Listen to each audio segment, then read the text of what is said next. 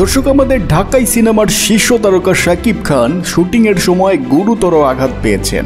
ভারতের মুম্বাইয়ে নিজের আসন্ন সিনেমা বরবাদে শুটিং করতে গিয়ে এই দুর্ঘটনাটি ঘটে। সিনেমাটির পরিচালক মেহেদী হাসান হৃদয় জানিয়েছেন, ফ্লোরের একটি দরজা খুলতে গিয়ে শাকিব খানের কপালে প্রচন্ড আঘাত লাগে, যা তার চোখের ঠিক উপরে গিয়ে লাগে।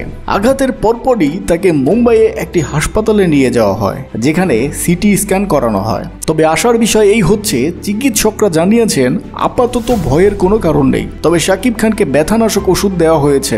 মুম্বাইয়ের ইলোরা স্টুডিওতে ঘটেছে এই ঘটনাটি। প্রস্তুতি থাকলেও হঠাৎ দরজার আঘাতে কপাল কেটে যায় এবং ঘটনাটি সঙ্গে সঙ্গে সবাইকে শঙ্কিত করে তোলে। পরিচালক জানান, প্রাথমিক চিকিৎসা শেষে চিকিৎসক তাদের স্বস্তি দিয়েছেন যে দ্রুত তিনি সুস্থ হয়ে উঠবেন। দর্শক, শাকিব খানের নিউজ সবার আগে পেতেই আমাদের এই চ্যানেলটি সাবস্ক্রাইব করে রাখতে ভুলবেন না।